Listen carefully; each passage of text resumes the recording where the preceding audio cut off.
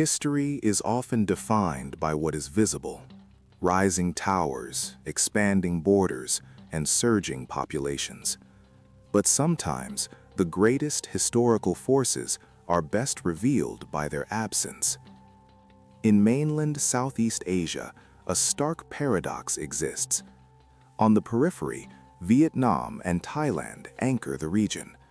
They are defined by high densities, supported by vast, fertile agricultural cores, the Red River, the Mekong Delta, and the Great Chao Phraya Basin. These hydrological engines historically sustained massive populations. Yet, in the geographic center, spanning much of Laos and Cambodia, there is a population void. Laos is exceptionally mountainous, landlocked, and boasts the lowest percentage of arable land in the region. But Cambodia, possessing significant agricultural potential, shares this deficit. This gap, this vast demographic disparity, cannot be explained by geography alone. It is the lasting consequence of geopolitical strategy, system failure, and violence on a scale that irrevocably reshaped the human map. The cause of the void was conflict, and its long shadow defines the region even today. Before the crisis of the 1960s, the system of regional stability, though fragile, relied on the neutrality of its weaker nations. Laos and Cambodia stood nominally outside the great proxy conflict erupting in Vietnam, but geography constrained this neutrality. North Vietnam, constrained by the American naval presence, needed logistics. Supply lines were forced west through the neutral territories of Laos and Cambodia. This created the indispensable Ho Chi Minh Trail and later the crucial Sihanouk Trail, running from Cambodian ports inland. These corridors became the hidden weakness of the system. They transformed the sovereign territory of Laos and Cambodia into essential infrastructure for an external war. American strategists, viewing these routes as the engine of the enemy's persistence, concluded that to win the war in Vietnam, they had to destroy the paths through the neutral states. This decision, shaped by the constraints of an escalating war, set the stage for an unimaginable catastrophe. The system began to fracture in 1964. The U.S. Air Force initiated a covert campaign against targets in Laos. Laos became the most heavily bombed country per capita in history, absorbing 2 million tons of ordnance over nearly a decade. But the escalation in Cambodia was even more transformative. Beginning in 1969, Operation Menu initiated massive, sustained B-52 carpet bombing, covertly aimed at North Vietnamese bases deep inside the country.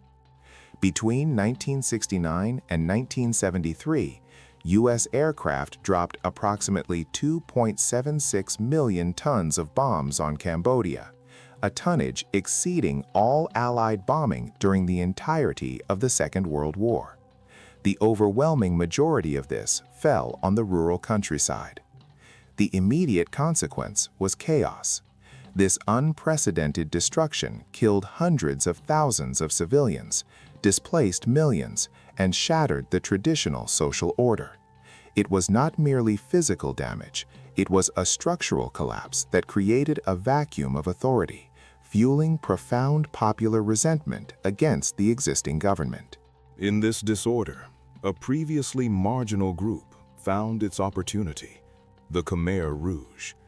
Their leadership, driven by a radical, utopian agrarian vision, had struggled for political relevance. But the strategic bombing campaign changed everything. The Khmer Rouge did not rise solely on ideology. They leveraged the widespread devastation and rural suffering, presenting themselves not as abstract communists, but as the protectors of the peasant population against the devastating foreign aggression and the corrupt urban government that failed to prevent it. When General Lon Nol overthrew King Sihanouk in 1970, Intensifying the civil war, the path to power opened fully. The peasantry, wounded and displaced by American ordnance, swelled the ranks of the insurgency. The bombing campaigns were intended to interdict supply, but their ultimate effect was the radicalization of an entire nation. By April 1975, the Khmer Rouge marched into Phnom Penh, not as liberators, but as agents of an extreme demographic revolution. The objective of Democratic Cambodia, 1975-1979, was the total, instantaneous purification of the nation through forced agrarian communism. The consequence was the systematic elimination of nearly a quarter of the population. This was the single greatest demographic shock in modern Southeast Asian history. The death toll, estimated between 1.5 and 3 million people, primarily stemmed not just from mass execution, but from forced starvation, disease, and lethal overwork in the labor camps. This catastrophe was a decisive, instantaneous intervention in the long-term demographic trajectory of Cambodia. It devastated the fertility rate, erased generations of skills, and left the surviving population psychologically and structurally crippled. While Laos's population void was a slow attrition through continuous bombing and displacement, Cambodia's was a single, violent stroke of systemic failure. The demographic deficit created was so profound, it permanently altered the country's potential for growth, locking in the density disparity for decades. The confrontation that ended this phase was geopolitical, not internal. Driven by paranoia and escalating border skirmishes, the Khmer Rouge attacked their former allies, Vietnam. This strategic miscalculation proved fatal. In late 1978, Vietnam launched a swift, decisive invasion. Within weeks, the genocidal regime was overthrown. The conflict ended, but the consequences of the void remained.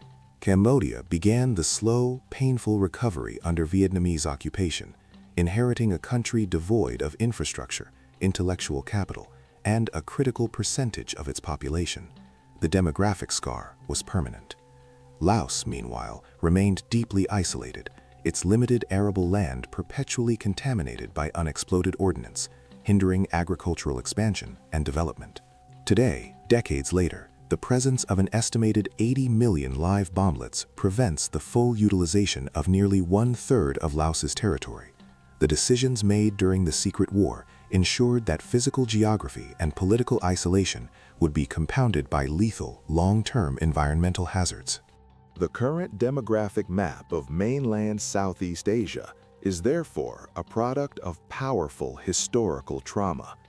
The population void in the center is a testament to the unintended consequences of strategic decision-making in a world defined by constraints.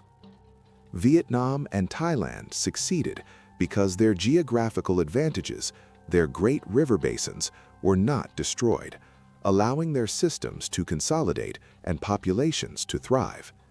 Laos and Cambodia were fractured, their physical and human landscapes damaged beyond immediate repair. Today, the dynamic is shifting.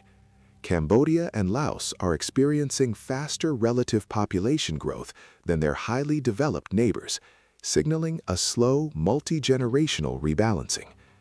But the economic isolation of Laos, the need for long-term UXO remediation, and the enduring structural damage in Cambodia ensure that the road to full demographic recovery will be long. The history of this region reminds us that while mountains and rivers shape national potential, it is the scale of human conflict that determines how much of that potential can actually be realized.